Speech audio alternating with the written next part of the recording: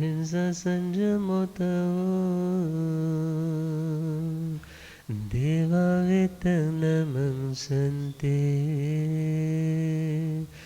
जस धमे स्वया मनो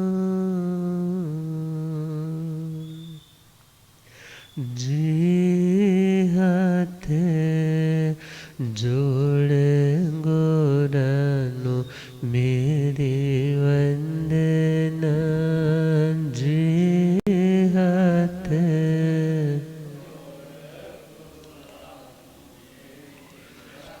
एक बार वंदना हजार बार वंदना एक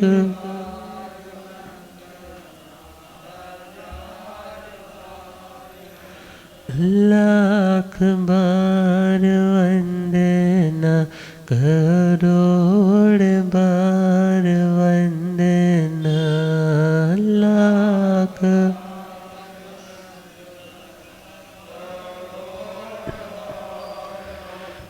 जी हाथ जोड़ गोरानु मेरी वंदना जी हाथ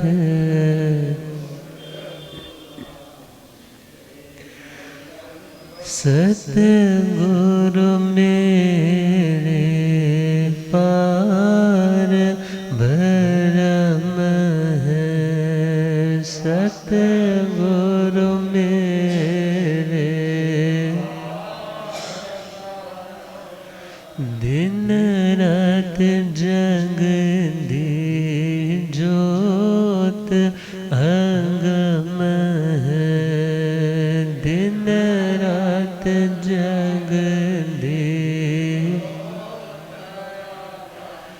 जी तेरे द्वारे ते आणो नहीं ओ संगणा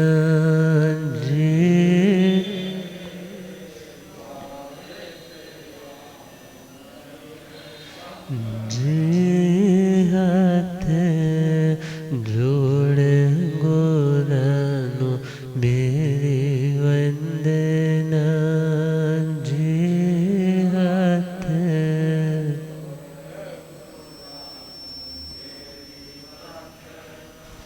अनंत अनंत शांति के निकेतन शासनपति भगवान महावीर स्वामी के पावन चरणवृंदों में हार्दिक भावना वंदन मन। मेरे अंधेरे जीवन को रोशनी प्रदान करने वाले परम उपकारी आगम ज्ञान के भंडार आगम ज्ञाता आगम पुरुष जिन शासन रतन हिमाचल केसरी उपाध्याय भगवंत श्रद्धे गुरुदेव श्री जितेंद्र मुनि जी महाराज साहब के पावन चरण कमलों में हार्दिक भावना वंदन मन। पाठ पर विराजे तपस्विरतन श्री प्रभु मुनि जी महाराज साहब के चरणों में वंदन। धर्म सभा में उपस्थित धर्मानुरागियों सुशीलवती माताओं एवं बहनों, असीम पुण्यदय से भाग्योदय से आप सबको संतों का समागम और वीतरागवाणी श्रवण करने का सुअवसर प्राप्त हो रहा है। श्रीमद् उत्तराधंजी सूत्र नवम अध्याय नमी पवज्जा सुनाना प्रारंभ किया है। नमी महाराज जो दीक्षा स्थल पर उपस्थित है और उनके वैराग्य की परीक्षा करने के लिए स्वयं सौधर्मेंद्र महाराज ब्राह्मण का वेश धारण करके उनसे संवाद कर रहे और उन्हें समझा रहे हैं कि दुनिया में श्रेष्ठ धर्म वही है जो आपकी ड्यूटी है। यदि आप अपने मिले हुए कर्तव्य को छोड़ करके कायरों की तरह वहाँ से पलायन कर जाते हो तो आपकी यशा कीर्ति दुनिया में नहीं फैलेगी, बल्कि लोग कहेंगे ये कायर थे, इसलिए अपने गृहस्थ धर्म के आश्रम को छोड़ करके ये साधु बन गए। मगर नमी महाराज उन्हें समझा रहे हैं कि ये साधु जीवन कायरों का नहीं बल्कि शूरवीरों का धर्म है। जो आत्माएं वासनाओं से, दुनिया के विकारों से, कषायों से हार जाती है, वे आत्माएं संसार में ही रहती है। मगर जो इन्हें हराने की मन में ठान लेती हैं, खुद के सच्चे सामर्थ्य को पहचान जाती है, वही आत्माएं घर गृहस्थी के उस मोह को, उस बंधन को बंधन जान करके, त्याग करके साधु बनती। और बता रहे हैं कि दुनिया में तपस्या करने वाले बहुत हैं, और आपने भी कहा कि जहाँ पर ज़्यादा कष्ट होता है, जहाँ ज़्यादा दुख, तकलीफ, संघर्ष, स्ट्रगल होता है, वहाँ कर्म ज़्यादा कटते हैं। मगर आपका यह लॉजिक पूरी तरह से सही नहीं है। क्यों? क्योंकि बहुत सी आत्माएं ऐसी है जो अज्ञान दशा में बहुत दुख भोगती है, मगर कर्मों के बंधन उनके बहुत कम कटते। यदि सपोज कटते हैं तो वे नए बंधन और बांध लेती है। मगर ज्ञानवान आत्माएं अपने उस बंधन को जान करके उसे काटने का स्वयं प्रयास करती है, मगर किसी भी प्रकार से किसी के प्रति राग या द्वेष का भाव नहीं रखती। और याद रखना, ये फिलॉसफी बहुत ऊंची फिलॉसफी है। यह दर्शन सुनाना भी आसान है, समझना भी आसान है, मगर इसे जिंदगी में इम्प्लीमेंट, धारण करने में, आचरण करने में जन्मों लग जाते। फिर भी हमें सुनना है। क्यों सुनना है? क्योंकि जो आत्मा का एकांत हितैषी है, जो आत्मा का एकांत का मतलब है बिल्कुल पूरी तरह से आत्मा का हित ही हित करने वाला है, ऐसा धर्म हमें श्रवण तो करना। सुनेंगे तो भाव बनेंगे, भाव बनेंगे तो कुछ आचरण होगा।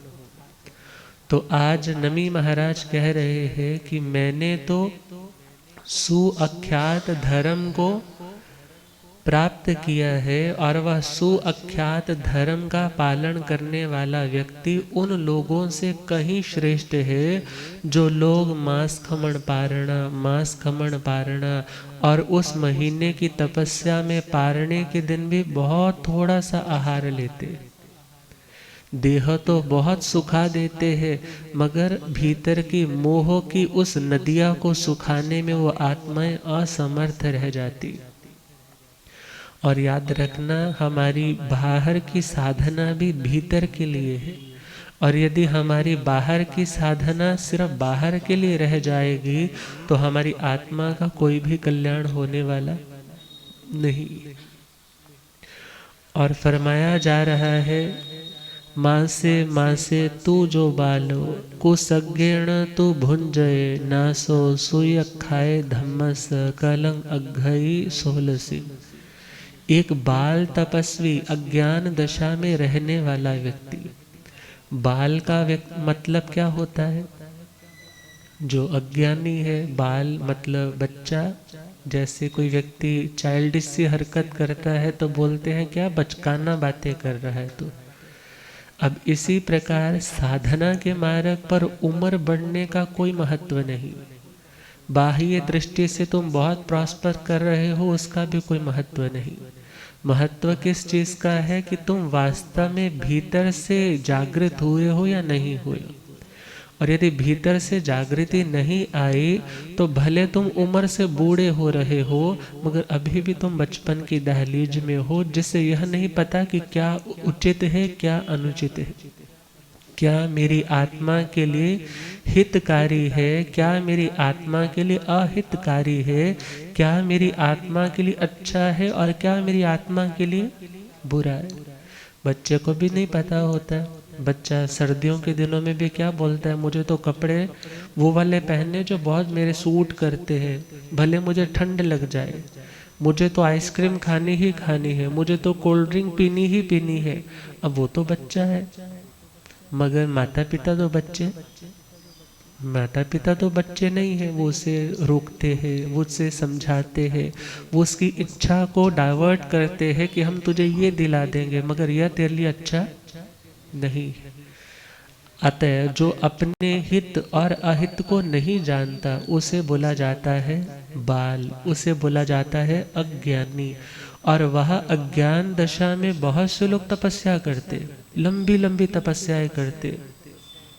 कोई पंचाग्नि तप करता है, कोई सारी उम्र बाल ही नहीं कटवाता, जटाएं बढ़ जाती है। और कोई व्यक्ति धूनी रमा करके बैठा रहता है, और कोई व्यक्ति सिर्फ पत्तों का आहार करता है, कोई काई शैवाल का आहार करता है। कोई ऐसा है जो नदी आदि में स्नान करने के लिए वहीं पर खड़े खड़े कई कई दिन नदी में खड़ा होकर के साधना करता है। मगर श्रीमद् औपपातिक जी सूत्र में चले तो वहां पर बताया, इन साधकों की जो गति है, गौशाल्य मत तक ज्यादा से ज्यादा वो 12वें देवलोक तक जा सकते। और यदि एक श्रमण चर्या की आराधना करने वाला व्यक्ति, भले भावों से उसे तत्व का बोध नहीं है, मगर वह श्रमण चर्या का पूरी तरह से एक एक क्रिया अनुष्ठान का, संवर का, आश्रव का ध्यान रखते हुए किसी दोष का सेवन नहीं करता, तो ऐसा व्यक्ति अधिक से अधिक 21वें देवलोक तक तो जा सकता है, मगर मोक्ष में नहीं जा सकता। और जो सम्यक दृष्टि आत्मा है, सम्यक दृष्टि आत्मा यदि सारे कर्म कट जाए तो मोक्ष में भी जा सकती। अतः हम बात कर रहे हैं, नमी महाराज सुअख्यात धर्म के बारे में बता रहे। सुअख्यात धर्म का मुकाबला एक अज्ञान दशा में तपस्या करने वाला, घोर तपस्या करने वाला वह बाल तपस्वी भी उसको कंपीट नहीं कर सकता। कंपीट नहीं कर सकता मीन्स वह उससे श्रेष्ठ नहीं बन सकता। और वह सुअख्यात धर्म कौन सा? जहां पर सुज्ञान, ज्ञान के बारे में चर्चा चल रही है, जिसके पास जो नॉलेज है वह नॉलेज ट्रू नॉलेज है, जो ज्ञान है, जो जानकारी है वह सही जानकारी है। क्योंकि यदि जानकारी ठीक ना हो, यदि एड्रेस आपका ठीक ना हो, तो आप सही लोकेशन पर पहुंचने वाले नहीं हो। और जिसने आगमों का अध्ययन किया, आगम किसे बोलते हैं? जिस ग्रंथ से हमें संपूर्ण रूप से ज्ञान की प्राप्ति हो, संपूर्ण रूप से हमें ज्ञान की प्राप्ति हो, उसका नाम क्या है? आगम। मगर बहुत से लोग कह देते हैं जी, क्या ये ज़रूरी है कि ग्रंथ पढ़े जाए? हमें तो ऐसे लोग भी मिलते हैं जो बोलते हैं हमने तो कोई ग्रंथ नहीं पढ़ा, मगर हमें तो रियलाइजेशन हो गई। मगर लोगों की बातों में भ्रमित होने की आवश्यकता नहीं है। कुछ आत्माएं ऐसी रहती हैं जिन्होंने पूर्व जन्मों का अभ्यास श्रुत ज्ञान का कर रखा है, जिन्होंने ऑलरेडी पढ़ा है, वो आत्माएं आज थोड़ा सा पढ़ कर के भी बहुत कुछ जान जाती है। और जिन आत्माओं ने पूर्व का अध्ययन इतना नहीं किया, वह आत्माएं इस जन्म में भी बार बार पढ़ती हैं, विस्मृत हो जाता है, भूल जाता है, वो संस्कार के रूप में बन ही नहीं पाता। आया और गया, आया और गया, मगर बार बार करत करत अभ्यास के जड़मति होत सुजात, रसरी आवत जात ते सिल पर पड़त निशान। और कुछ आत्माएं ऐसी है जो बार बार मेहनत करते हुए अपने उस ब्रेन को एक्टिवेट कर लेती, अपने उस ब्रेन को, उस इंटेलेक्चुअल फैकल्टीज को पुनः जागृत कर लेती है। अब कुछ बच्चे तो ऐसे होते हैं जो बचपन से ही बहुत ब्रिलियंट होते हैं, और कुछ बच्चे ऐसे हैं जो बचपन से डल, कहते हैं कि इनको तो कुछ याद ही नहीं होता, बड़े मंद बुद्धि है। अब विचार करना है, जो मंद बुद्धि है इट मीन्स उसका पूर्व जन्म का अभ्यास इतना नहीं। मगर ऐसे कितने कितने एग्जाम्पल्स हमें मिल जाते हैं जो बचपन में तो बहुत मंद बुद्धि थे, मगर उन्होंने इतनी मेहनत की, इतनी लगन के साथ मेहनत की, उनके फैमिली मेंबर्स ने इतना सपोर्ट किया, और आज वो दुनिया को भी वो अपना ज्ञान देने के लिए उस सर्च लाइट की तरह तैयार हो चुके। मगर जो आत्माएं इस जन्म में बहुत ब्रिलियंट है, उसका रीज़न क्या है? उनका ज्ञानावरणीय कर्म का सूक्ष्म बहुत है।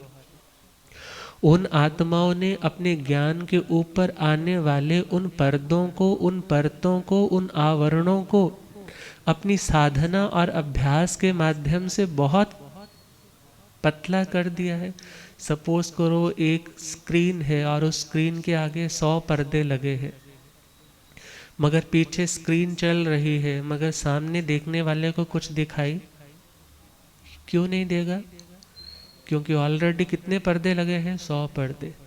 और सपोज एक पर्दा कम हुआ, एक पर्दा कम हुआ मीन्स पीछे से आने वाला प्रकाश जिसको रोकने वाला 100 पर्दे थे, अब एक पर्दा कम हो गया, अर्थात उसका प्रकाश अब कुछ अंशों में आएगा।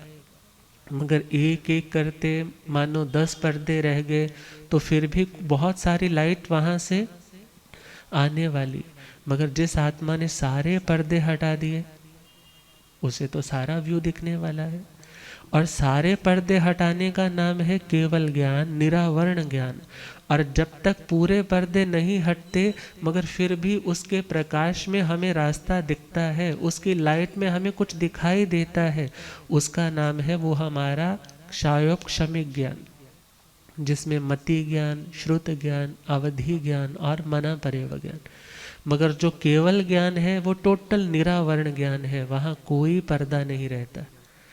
और हम देखें जो व्यक्ति ज्ञान का अभ्यास इस जन्म में कर रहा है वो किस लिए? कि मेरे पर्दे हट जाए। और यदि वह आत्मा पर्दे बढ़ा रहा है, अज्ञान की उपासना कर रहा है, जो ज्ञानवान है उनका निंदा, तिरस्कार, उनकी साधना में व्यवधान, रुकावट डाल रहा है, तो उस व्यक्ति के आने वाले भविष्य में भी उसकी ज्ञान प्राप्ति में विघ्न आने वाले। मगर आज हमारी लाइफ में विघ्न आ रहे हैं, हमें नॉलेज होगी ये विघ्न किसी के दिए हुए नहीं बल्कि स्वयं के पैदा किए हुए। अतः अब मुझे और मेहनत करनी है, मुझे हौसला नहीं छोड़ना, मुझे अपना आत्मबल नहीं तोड़ना, बल्कि मेहनत करता रहूँगा तो एक समय आएगा जड़मति हो तो सुजात। अर्थात जो मंद बुद्धि व्यक्ति है वह व्यक्ति भी कितना ब्रेन उसका शार्प हो जाता है बार बार की मेहनत से। और भगवान कह रहे हैं कि जिन आत्माओं ने सम्यक ज्ञान को प्राप्त किया और ज्ञान मिलेगा तो उस ज्ञान के प्रकाश में उसे पता चलेगा क्या सही है और क्या गलत है, मेरे साथ ऐसा क्यों हो रहा है, मुझे क्या छोड़ना है, मुझे क्या अपनाना है। इन सभी बातों का ज्ञान कब होगा? जब हमारे पास ज्ञान होगा। और ज्ञान के लिए स्वाध्याय शब्द आता है, और योग सूत्र के भाष्य में एक श्लोक आता है, स्वाध्यायात योगम आसीत, स्वाध्यायात योगम आसीत, योगा स्वाध्यायम आमनेत, स्वाध्याय योग संपत्त्या परमात्मा प्रकाशते। वहाँ कहा स्वाध्याय योगम आसीत। जब कोई व्यक्ति स्वाध्याय करता है, किसी रिलीजियस बुक का पठन करने लगा है, पढ़ने लगा है, शब्द पाठ करने लगा है, गुरु के मुख से श्रवण कर रहा है, या किसी का प्रवचन आपके पास रिकॉर्डेड है आप सुनने लगे हो, तो उससे क्या होने वाला है? बोले स्वाध्याय करने से तुझे योग की उपलब्धि होगी। किसकी उपलब्धि? अब योग के तो बहुत से अर्थ हैं। सिंपल सा एक योग का अर्थ लें तो योग का मतलब होता है जोड़ना। योग का मतलब, बोलते हैं ना महाराज जी ना मेरे बेटे की शादी नहीं हो रही, बोले अच्छा, बोले महाराज जी इनके योग बड़े ढीले चल रहे हैं। योग ढीले चल रहे हैं मतलब इनका वो रिश्ता बन नहीं पा रहा। मगर विचार करना है, हम अध्यात्म की दृष्टि से चले तो योग का मतलब जोड़ना, योग का मतलब जोड़ना। जो हमारी आत्मा अपने स्वरूप से हट चुकी है, टूट चुकी है, उसे पुनः कहाँ जोड़ना? अपनी आत्मा के साथ। और देखे, एक होती है बहिरात्मा। कौन सी आत्मा?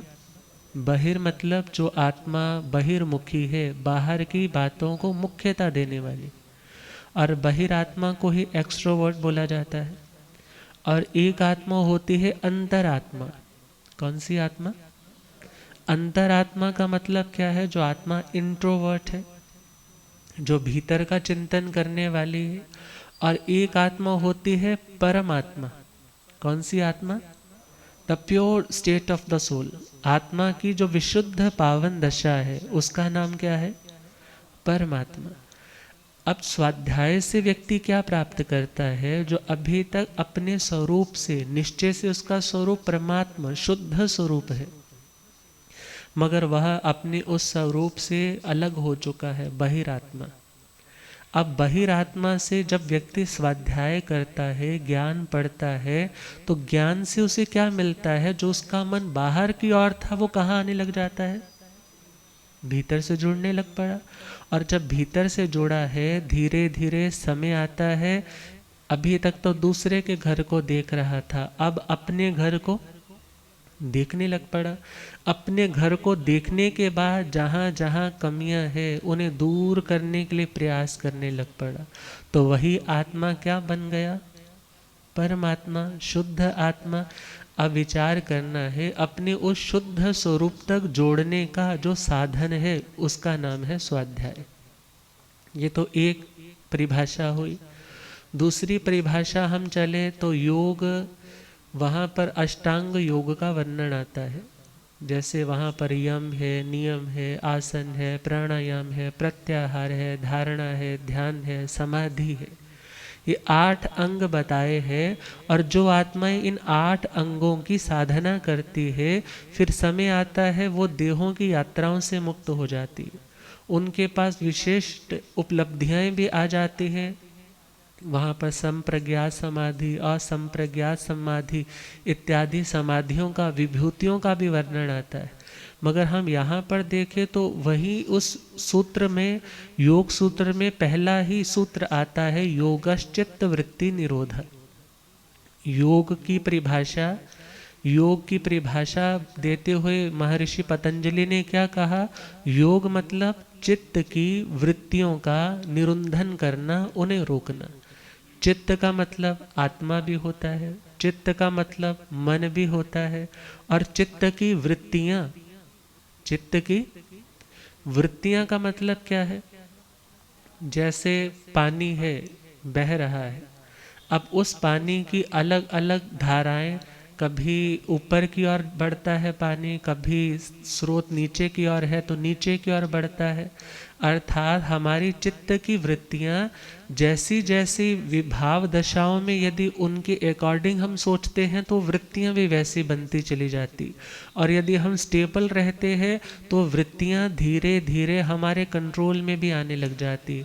और उन्हें कंट्रोल करने का वहाँ पर तो साधन बताया है, वो अष्ट योग अंगों की आराधना। और वहाँ पर ये श्लोक भी उद्धृत किया कि जो आत्मा, जो व्यक्ति स्वाध्याय करता है, वह व्यक्ति अपने चित्त की वृत्तियों के ऊपर भी कंट्रोल कर सकता है। किसके ऊपर? चित्त की वृत्तियों के ऊपर। कह देते हैं ना, इसकी वृत्तियां अच्छी नहीं है। वृत्तियां मतलब इसके लक्षण, इसका चाल चलन, इसका बोलना, इसका सोचना, इसका करना, इन व्यवहारिक चीज़ों को देख करके क्या बोल देते हैं? इस व्यक्ति की वृत्ति अच्छी, इसकी वृत्ति अच्छी नहीं। मगर यहाँ पर क्या कहा? वृत्तियाँ तो हम चले तो वो सात्विक भी हो सकती है, वो राजसिक भी हो सकती है, वो तामसिक भी हो सकती है। और यदि जैन परिभाषा में देखें तो वो कृष्ण लेश्या, नील लेश्या, कापोत लेश्या, तेजो लेश्या, पदम लेश्या, शुक्ल लेश्या, इन लेश्याओं में से कोई भी लेश्या हो सकती है। मगर योग से क्या मिलेगा? बोले योग से तुम्हारी उन वृत्तियों के ऊपर अंकुश लग जाएगा। तुम्हारी वो वृत्तियां नष्ट हो जाएंगी। वृत्तियां नष्ट होने का मतलब क्या है? वृत्तियां नष्ट होने का मतलब है कि तुम सिद्ध अवस्था को प्राप्त हो जाओगे। और वहाँ की परिभाषा के अकॉर्डिंगली तो हम देखें कि चित्त वृत्तियों का निरुंधन योग है, और स्वाध्याय करने से हमारी चित्त वृत्तियां हमारे कंट्रोल में आ जाती है। हम अपनी उन भावनाओं को खुद चैनलाइज कर सकते हैं कि पानी हमारे पास है, बहुत सारा पानी है, मगर उस पानी का फ्लो हमें किधर की ओर करना है, कौन सा खेत सूख रहा है, कहाँ पानी देना है, या इस पानी से हमें बाढ़ का रूप धारण करवाना है, ये डिपेंड किसके ऊपर करता है? हमारे ऊपर। हमारा जैसा ज्ञान होगा उसके अकॉर्डिंग हम अपनी उस एनर्जी को, अपनी उस ताकत को यूज कर पाएंगे। और वृत्तियों का मतलब है एक तरह का बहाव, मगर अपनी उन वृत्तियों का बहाव किस और करना है, ये दिशा निर्देशन हमें कौन देता है? स्वाध्याय, ए ट्रू नॉलेज। यदि हमारे पास ज्ञान अच्छा है तो हम अपनी उन वृत्तियों का, अपने उन शक्तियों का भी सदुपयोग करेंगे। और यदि हमारा ज्ञान अच्छा नहीं है तो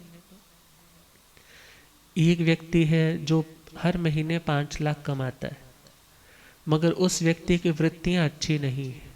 वह व्यक्ति एवरी सैटरडे क्लब में जा रहा है, नाइट वहाँ पर शराब भी पी रहा है, वहाँ पर प्रॉस्टिट्यूट का भी सेवन कर रहा है, ड्रग्स भी ले रहा है, उसकी बहुत अच्छी फैमिली है, मगर उससे उसकी कोई परवाह नहीं, और उसके कारण उसका सारा परिवार क्या हो जाता है? सफ़र करता है, डिस्टर्ब हो जाता है, और पूरे समाज में उसकी रेपुटेशन डाउन हो जाती है। और इतना पढ़ा लिखा आदमी 5 लाख महीने का कमाता है और एवरी सैटरडे जाता है, सारा पैसा धूल में मिला करके आ जाता है। और एक व्यक्ति है वो महीने में 5 लाख ही कमाता है, मगर उसमें बहुत सारा उसने चैरिटी के काम कर रखे हैं, अपने बच्चों की अच्छी हायर एजुकेशन में वो पैसा लगा रहा है। कहीं किसी का स्वास्थ्य बिगड़ रहा है तो उसके स्वास्थ्य में वो कुछ ना कुछ चुपके से जाकर के दे आता है कि मेरा नाम मत लेना, और मुझे रिटर्न देने की भी तुझे कोई चिंता नहीं है, आज मेरे पास है, तुझे ज़रूरत है, तू रख ले। अर्थात जब व्यक्ति इस तरह से अच्छे अच्छे काम कर रहा है, सब लोगों की वाइब्रेशंस कैसी मिलेंगी उसे?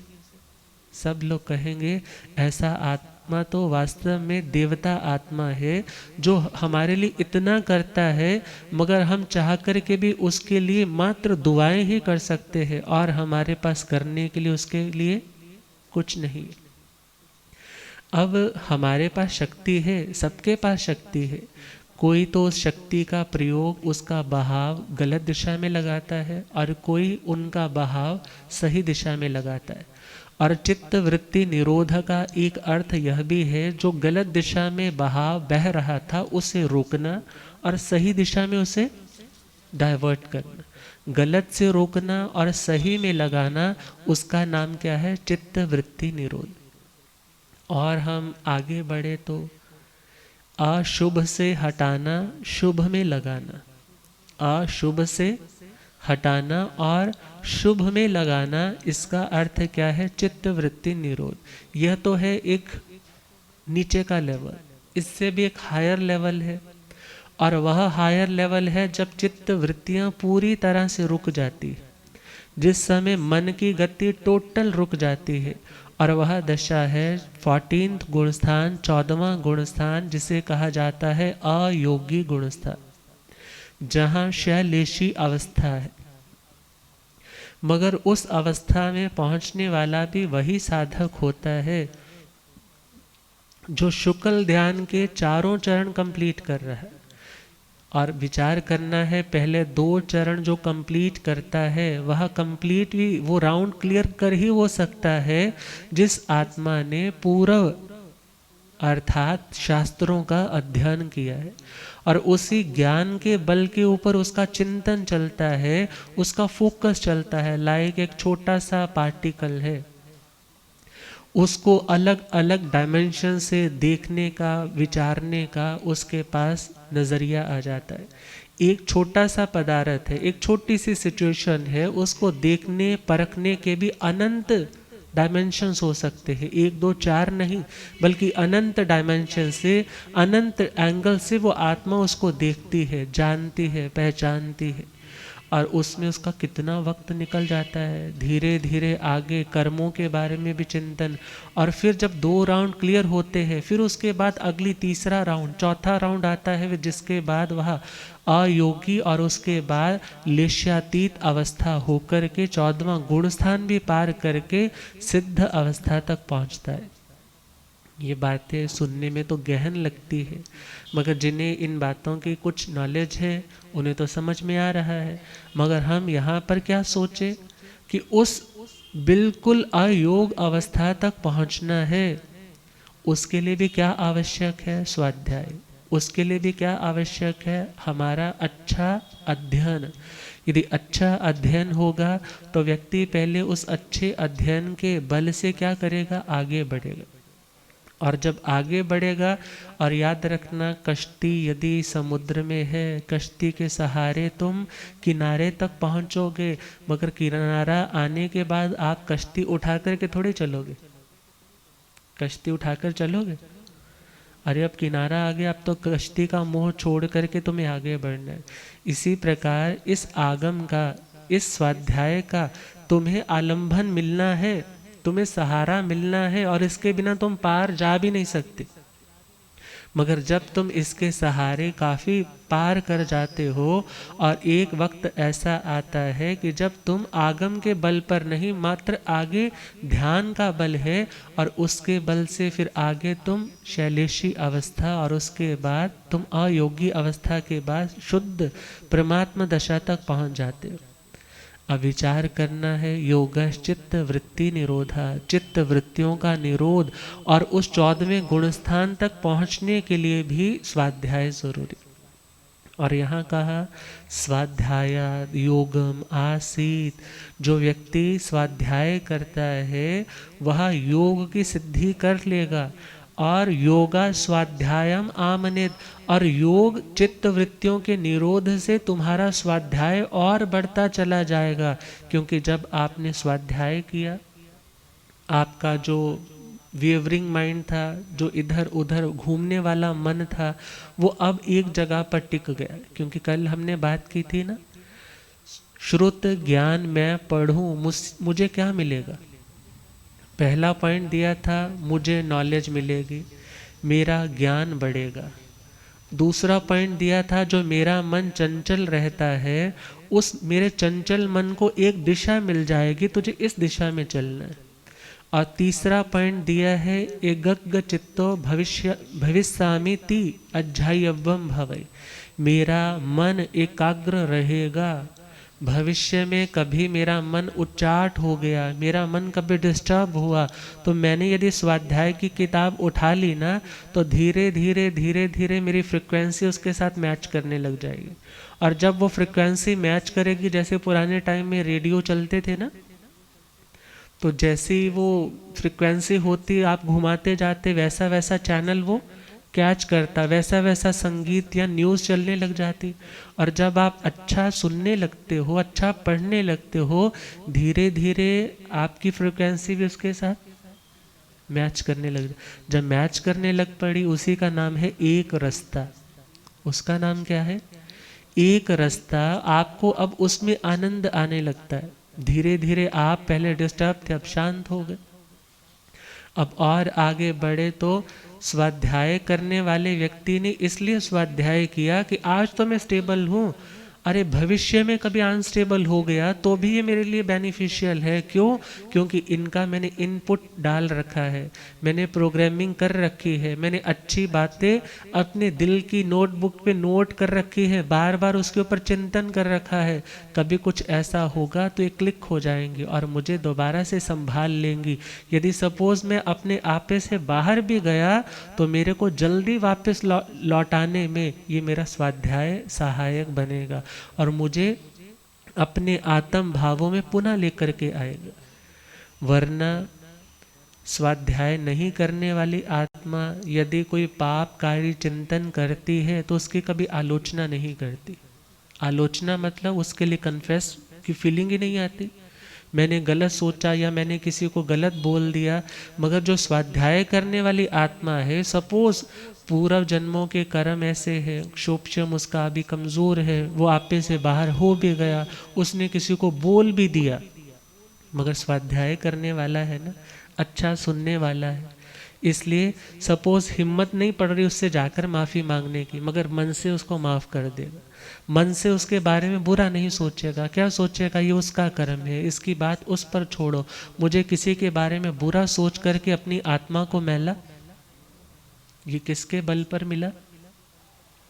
जब तक तो तुम दूसरों के बारे में सोच रहे थे, 1 2 3 4 ये बोलूँगा, वो बोलूँगा, ये कहूँगा, वो कहूँगा, मन बहुत तुम्हारा बिखरा हुआ था, मगर भविष्य में भी मन हमारा एकाग्र रहे, उसके लिए भी क्या ज़रूरी है? स्वाध्याय। और चौथा पॉइंट दिया है, ठियो परंग ठाविस सामिति अध्यायवम भवई। यदि मैं खुद स्थिर हूँ, सपोज कोई सामने वाला अस्थिर है, तो मैं उस अस्थिर मन वाले व्यक्ति को भी स्थिरता देने में समर्थ हो सकूँगा। घर में कई बार झगड़ा हो जाता है, बाप और बेटा दोनों एक दूसरे को चिल्ला रहे, ऐसे में माँ क्या करती है? अपने बेटे को जोर से पकड़ करके अपनी छाती से लगाती है और ले जाती है दूसरे कमरे में। नहीं बेटा, तुझे नहीं बोलना, तुझे नहीं बोलना, तू चुप हो जा, तू शांत हो जा, मैं उनको बाद में समझा दूंगी, तू शांत हो जा। अब यदि माँ स्टेबल है तो याद रखना वो बच्चे को स्टेबल कर देगी, और यदि माँ ही खुद अनस्टेबल है, वो अपने बच्चे को स्टेबिलिटी नहीं दे सकती।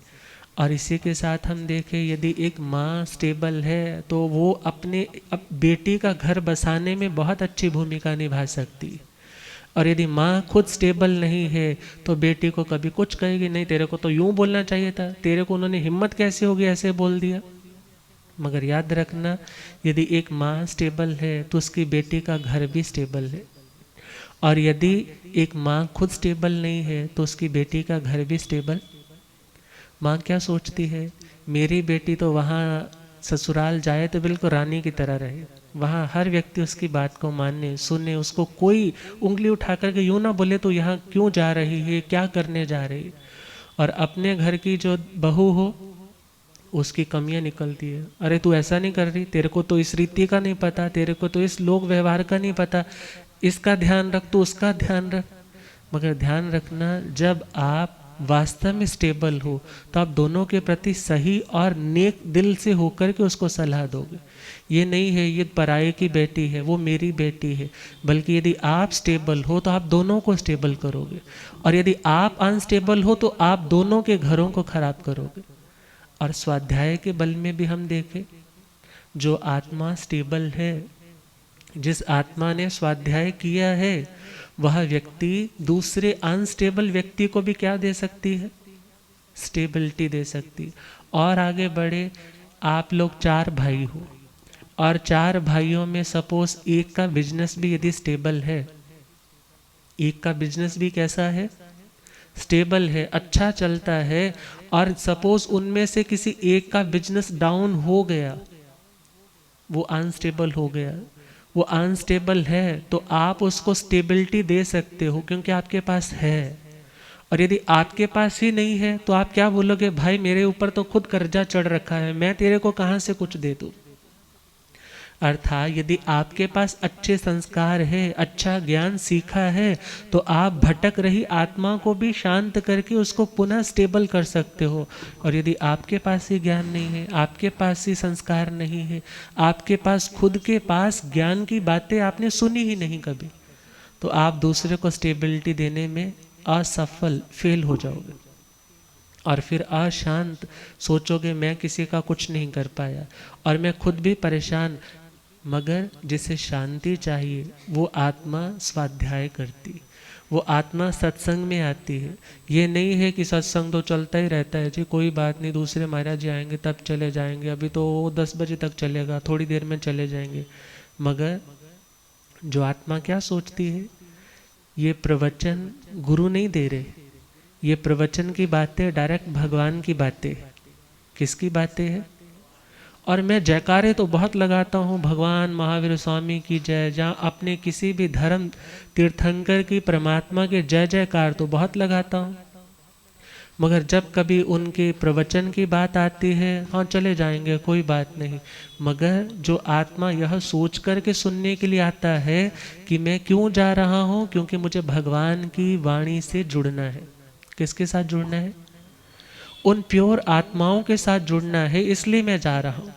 और याद रखना, जब कोई श्रोता सुनने के लिए आता है तो वह श्रोता सिर्फ गुरुओं का सम्मान नहीं कर रहा, बल्कि वह सम्मान किसका कर रहा है? भगवान का कर रहा है, भगवान की बातों का कर रहा है।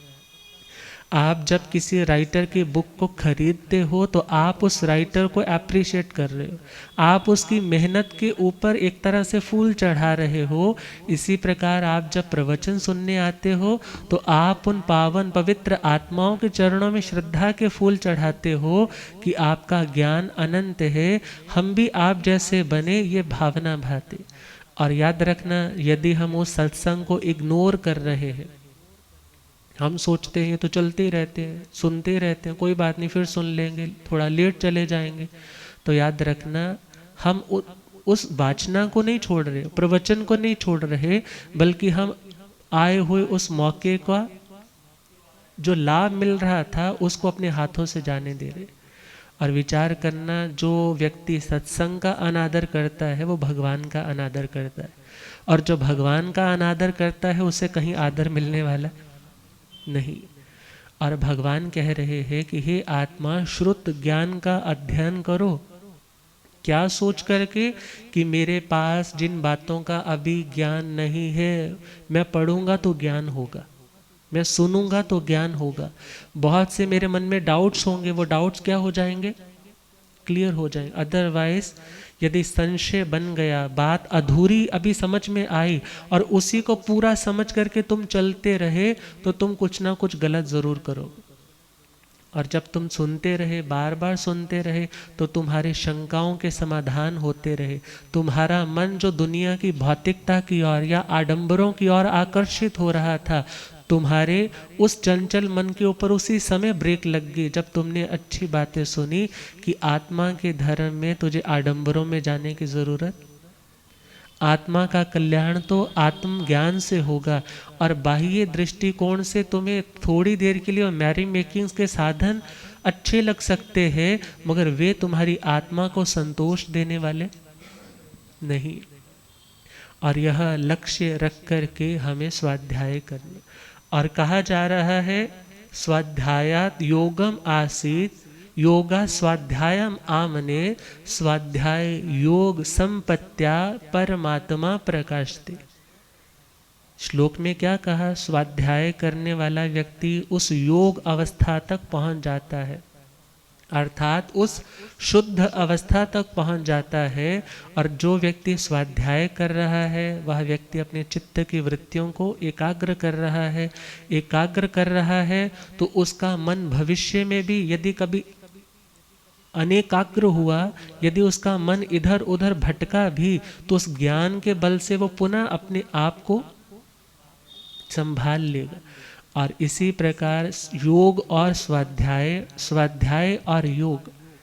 बहुत से लोग कहते हैं कि यदि तुमने 3 घंटे किसी आसन में बैठना सीख लिया तो वो आसन सिद्ध हो जाता है।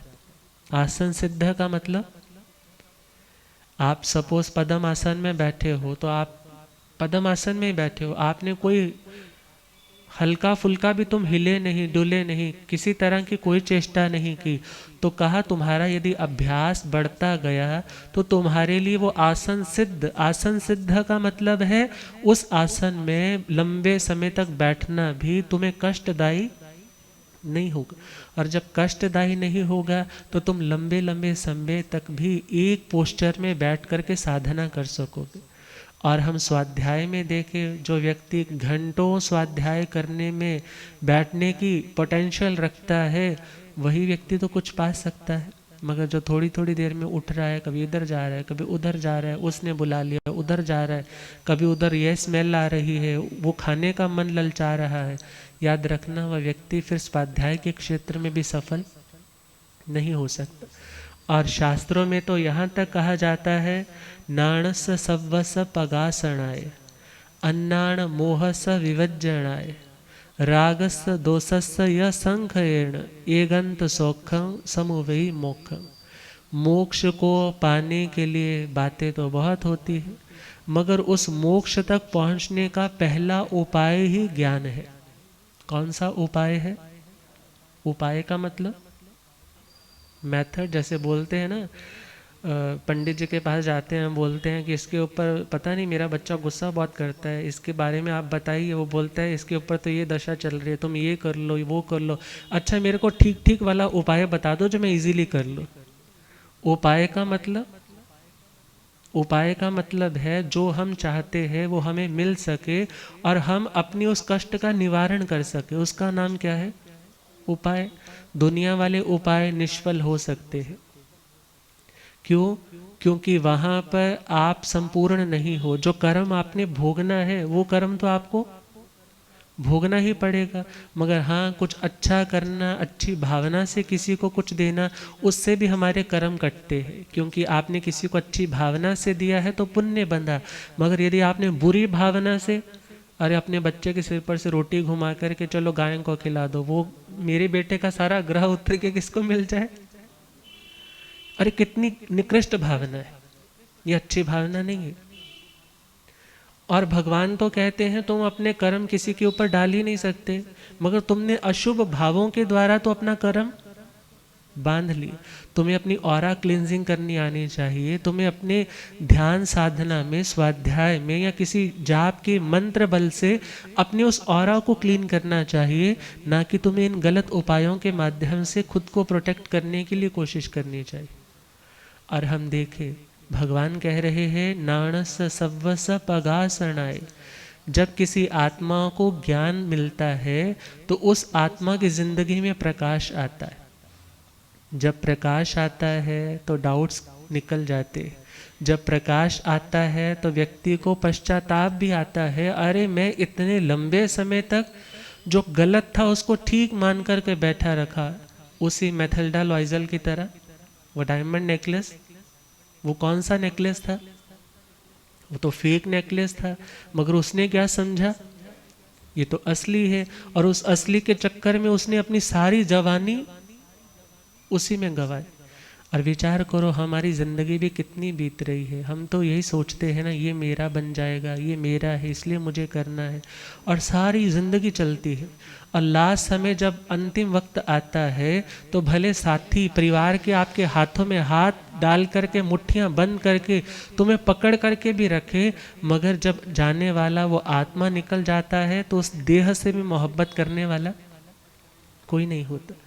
और जब वो शाश्वत सत्य है, वो यूनिवर्सल ट्रुथ है, और पता है अंतिम समय ये धोखा, ये भ्रम टूटेगा, उस समय रोना पड़े, उस समय पश्चाताप करना पड़े, उससे तो अच्छा है भगवान तो पहले ही रियलाइज करवा रहे हैं। एटलीस्ट तुम अपने मोह को कम करोगे तो तुम्हारा दुख भी कम होगा, और मोह को कम नहीं करोगे तो तुम्हारा दुख भी कम होने वाला। तो क्या कहा? अन्नाण मोह स विवज्जनाय। जो आत्मा अज्ञान का त्याग करती है, और अज्ञान का त्याग कब होता है? जब स्वाध्याय करती है। क्योंकि भगवान कहते हैं, पूछा भगवान से सज्जायणं भन्ते जीवे किम जणे, 29वें अध्ययन में भगवान ने क्या उत्तर दिया? सज्जायणं नाना वर्णिजं कम्मं खवई। स्वाध्याय करने से हमारा ज्ञानावर्णीय कर्म क्षीण होता है, कमज़ोर होता है। और जिस व्यक्ति का वो अज्ञान का पर्दा हटता है तो फिर उस ज्ञान आत्मा को दुख नहीं होता, क्योंकि उसे पता है कि कुछ भी हो रहा है तो वो हर चीज़ एक प्लानिंग से हो रही है, और उस प्लान को बनाने वाला भी मैं स्वयं हूँ। क्योंकि कर्म किसने किया? कर्म तो मैंने किया, और कर्म जब मैंने किया है तो कर्म का भुगतान भी किसे करना है? मुझे तो इफेक्ट दिख रहा है, मगर मुझे सिर्फ इफेक्ट को नहीं देखना, मुझे कॉज तक पहुंचना है, और उसी कॉज का नाम क्या है? कर्म।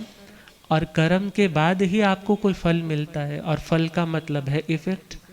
और हम आगे बढ़े, जो आत्मा अज्ञान और मोह का विवर्जन कर देती है, विवर्जन मतलब उसका त्याग कर देती है, और आगे कहा रागस्य दोषस्य यह संख एण, राग और द्वेष का संक्षय सम्यक रूप से क्षय करके, उसको खत्म करके, एगंत सौखं समवेय मोक्षं, वह आत्मा एकांत मोक्ष को, उस लिबरेशन को, उस साल्वेशन को, उस डिलीवरेंस को, उस मोक्ष को उपलब्ध कर जाता है। किसके बल से? पहला स्टेप कौन सा दिया?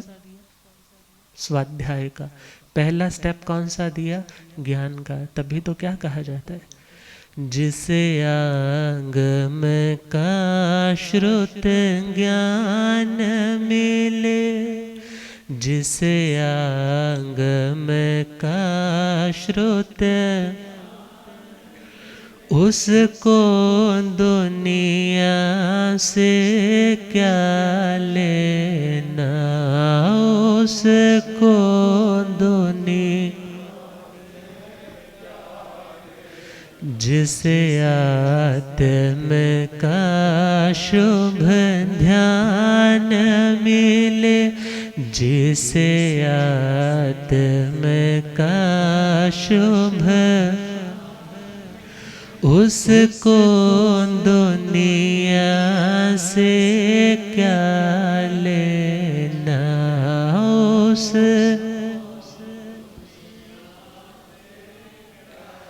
वो आत्मा जान जाती है कि दुनिया के सोने की तरह अच्छे लगने वाले ये पदार्थ भी मेरे होने वाले। सोना ना अपना होना है, सोना ना फिर क्यों सोने में खोना है, फिर क्यों सोने में, जिनको पारस सम होना है, जिनको पारस सम, उनको दुनिया से क्या लेना, उनको दुनिया, दौलत से मिले तन की सुविधा, दौलत से मिले मन में रहती हर पल दुविधा, मन में रहे, जिस दुविधा का समाधान मिले, जिस दुविधा का समाधान, उसको दुनिया से क्या लेना, उस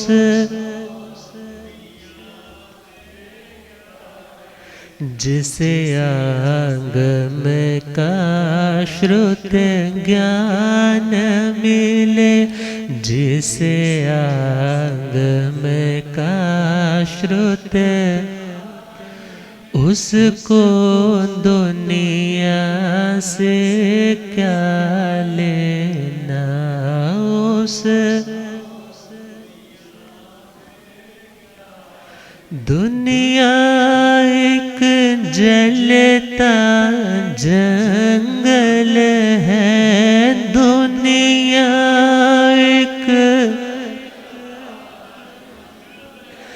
जिनवाणी मंगल मंगल है, जिनवाणी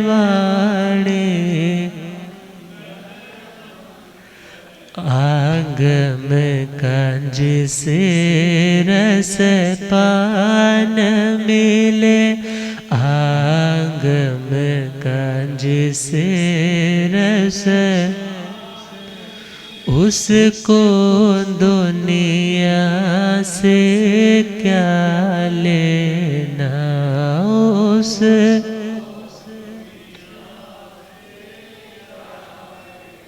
और ज्ञान प्राप्ति का समर्थ साधन है गुरुओं का सानिध्य।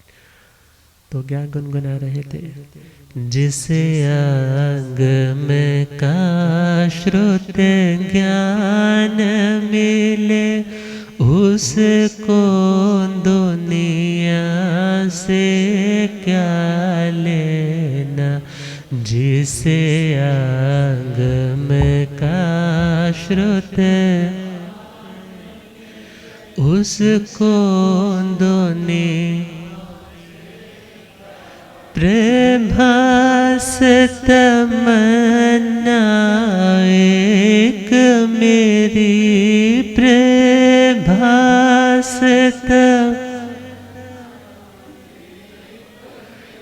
मैं भक्ति करूं केवल तेरी।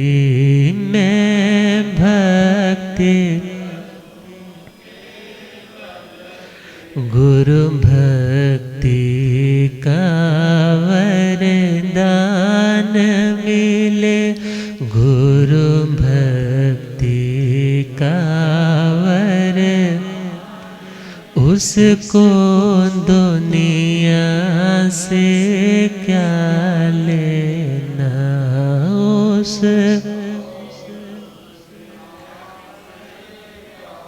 जिसे आगम का श्रुत ज्ञान मिले उसको दुनिया से क्या लेना।